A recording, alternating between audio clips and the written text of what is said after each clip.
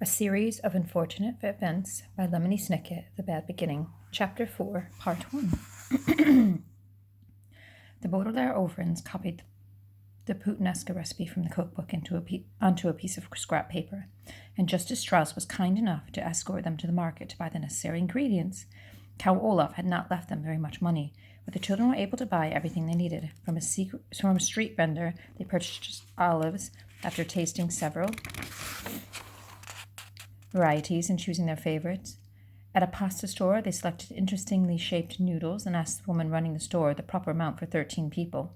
The 10 people Count Olaf mentioned, and the 3 of them.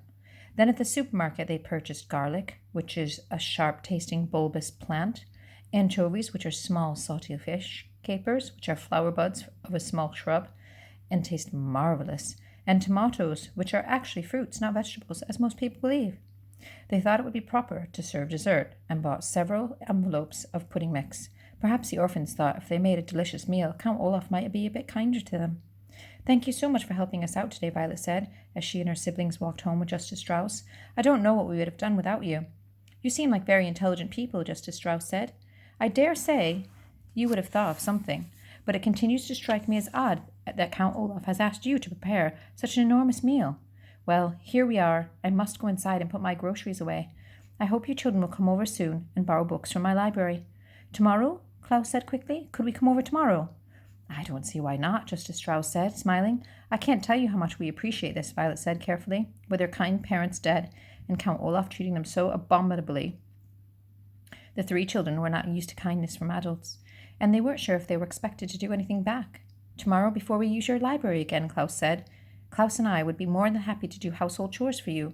Sunny isn't really old enough to work, but I'm sure we could find some way she could help you." Justice Strauss smiled at the 3 children. But her eyes were sad. She reached out a hand and put it on Violet's hair, and Violet felt more comforted than she had in some time.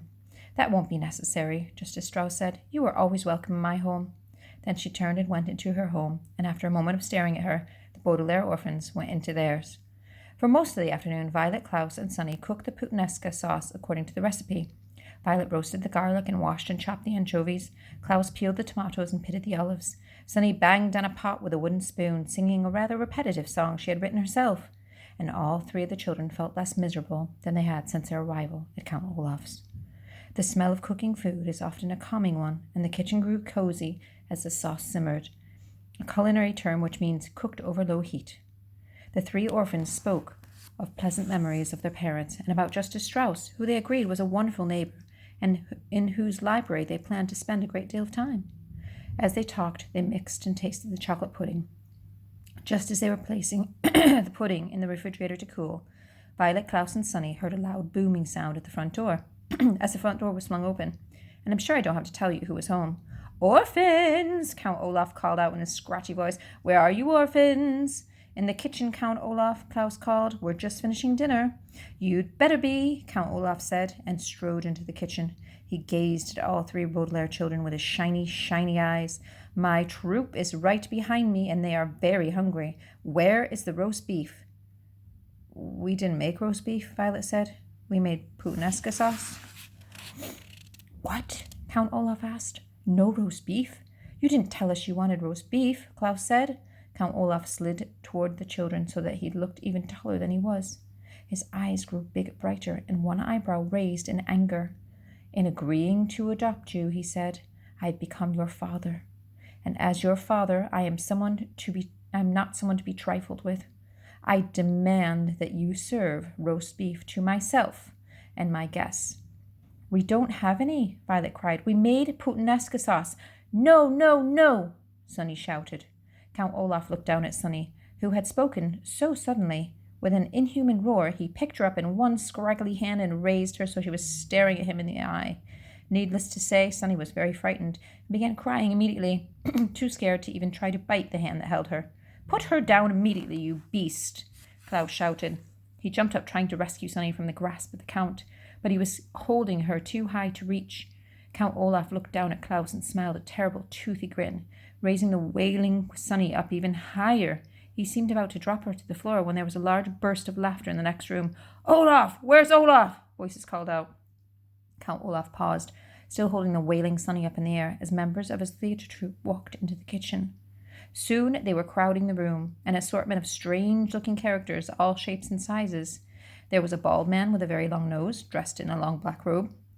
There were 2 women who had bright white powder all over their faces, making them look like ghosts. Behind the women was a man with a very long and skinny arms, at the end of which were 2 hooks instead of hands. There was a person who was extremely fat and who looked like neither a man nor a woman. And behind this person, standing in the doorway, were an assortment of people the children could not see, but who promised to be just as frightening. "Here you are, Olaf," said one of the white-faced women. "What in the world are you doing?" "I'm disciplining these orphans," Count Olaf said. "I asked them to make dinner, and all they have made is some disgusting sauce."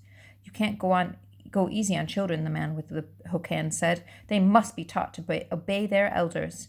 The tall, bald man peered at the youngsters. "Are these," he said to Count Olaf, "those wealthy children you were telling me about?" "Yes," Count Olaf said. "They are so awful I can scarcely stand to touch them." With that, he lowered Sonny, who was still wailing, to the floor. Violet and Klaus breathed a sigh of relief that he had not dropped her from the great height. "I don't blame you," said someone in the doorway.